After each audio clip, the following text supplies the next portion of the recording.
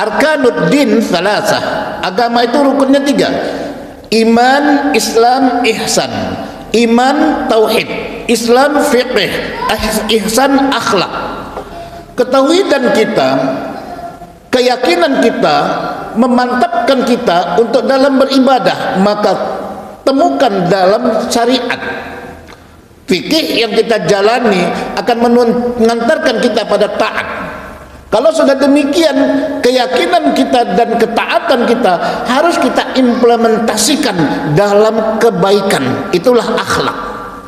Maka kalau kita selama ini mengaku diri kita orang yang ahli agama, paham pengetahuan tentang ketaatan pada Allah, tapi permusuhan yang kita dambakan, kesombongan yang kita andalkan, berarti agama kita belum sempurna. Maka bagaimana caranya? Kalau dalam tasawuf ada takhalli, tahalli, tajalli. Supaya indah hidup ini dalam kebahagiaan.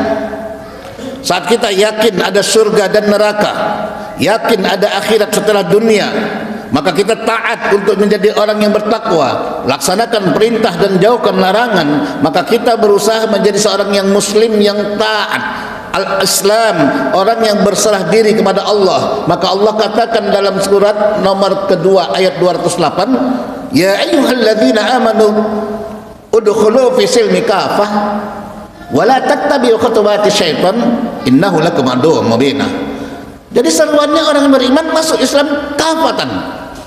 Dalam ketaatannya, maka dia berusaha jangan sampai tertipu oleh tipu daya setan. Jadilah orang yang berakhlak.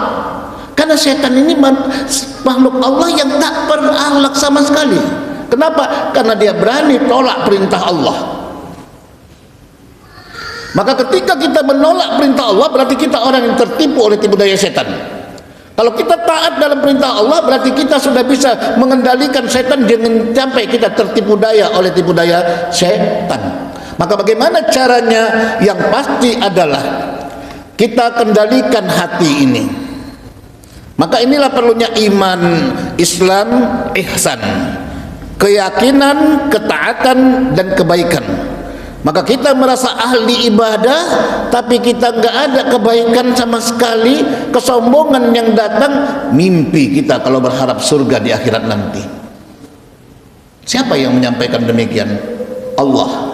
Pada ayat ke-18 surat nomor 31 atau Luqman, Allah katakan, wala tamsi fil ardi maraha, jangan engkau berjalan di permukaan bumi ini dengan sombong.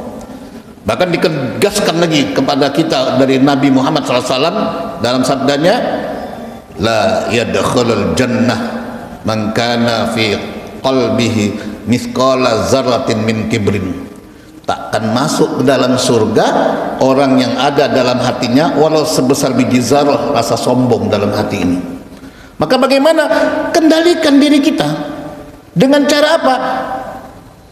Menghilangkan kegundahan gulana dalam hidup ini. Makanya Nabi pernah mengatakan, ala inna fil jasadi mudghah idza salahat salahat jasadu kulluh wa idza fasadat fasadat jasadu kulluh ala wa hiya qalbuh. Hai umatku, ketahuilah bahwa dalam tubuh itu, kata Nabi, ada segumpal. Idza salahat salahat jasadu kulluh. Bila sebaik segumpal, baik seluruh tubuh. Wa idza salahat wa idza fasadat fasadat jasadu kulluh. Kalau rusak segumpal, rusak seluruh tubuh. Apa itu? Ala wa hiya qalbuh. Tahuilah hai umatku, kata Nabi, itulah yang namanya hati. Maka hati kita ini nanti kita kosongkan, takhalli.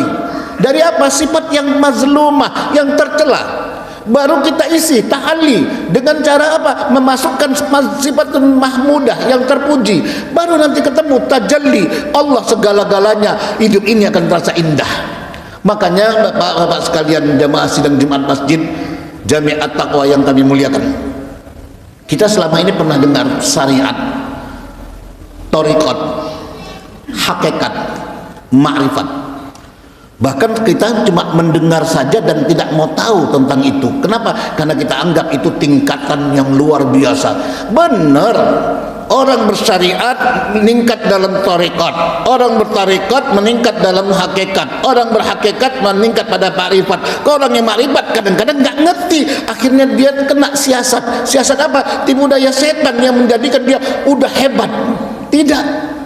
Kalau kita kaji di sini bukan sekedar tobakoh tingkatan semata, tapi dia muta'allaq, berkaitan, bagaikan lingkaran. Kita sholat Jumat ini bersyariat. Kenapa? Karena ini adalah tuntunan dalam fikih keislaman. Kita akan dijamin menjadi orang yang beragama kalau kita melaksanakan syariat, perintah Allah, dengan mengajarkan kita pada pembentukan tubuh kita. Jadi yang namanya syariat itu, di saat kita paham bahwa ilmu syariat ini ilmu yang mengajarkan kita dengan kita lakukan menggunakan kekuatan fisik, maka dalam ilmunya ini kita mengendalikan diri. Setelah kita nanti memanfaatkan dalam syariat, maka orang yang ngaku dia sebagai taat maka harus syariat. Dan ketika dia dalam melaksanakan ibadah syariat, sholat kita, puasa kita, haji kita harus berkaitan dengan tarekat. Kita harus paham caranya. Maka tarekat ini menggunakan hati. Orang yang melaksanakan syariatnya dengan tarekat, maka dia akan mengendalikan diri, kuasai diri. Maka orang yang hatinya terjaga, gak mudah diciptakan oleh tipu daya setan dan tak akan terganggu dengan kegundahan, maka tidak akan mampu setan mengendalikannya untuk berbuat dosa. Karena tarekat, dia tahu caranya untuk bisa menempatkan ibadah syariatnya, mengantarkan dia pada ketenangan hati. Dengan syariat dan tarekat tadi belum cukup, maka kita kaitkan dengan hakikat. Maka hakikat disinilah yang mengajarkan kita untuk bisa berserah diri kepada Allah. Orang yang sudah hatinya tenang dan dia jiwanya bahagia, serahkan diri kepada Allah. Nggak peduli dia kaya, dia bersyukur, miskin, dia pun bersyukur. Maka orang yang sampai pada titik hakikat, jiwanya tenang, bahagia. Belum cukup sampai di situ juga, maka kita kaitkan dengan ma'rifat. Apa itu ma'rifat? Dia mengetahui, mengajarkan kita untuk bisa bagaimana mengenal jati diri. Maka dalam ilmu tasawuf ada dikatakan man arafa nafsahu faqad arafa rabbah. Siapa yang mengenal dirinya, maka ia akan mengenal Tuhannya. Maka orang yang ma'rifat, dia akan takut untuk berbuat maksiat. Maka semakin dia mantap dalam makrifat, dia kaitkan lagi dengan syariat.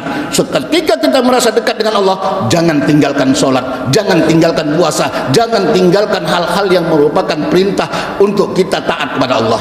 Semoga mudah-mudahan hal ini bisa mengantarkan kita setelah Jumatan ini, kita semakin tenang dalam kehidupan. Karena hidup ini menanti kematian. Kematian sesuatu yang indah yang harus kita rasakan. Kenapa? Karena kita ingin berharap dengan ibadah yang istiqomah mengantarkan kita husnul khotimah.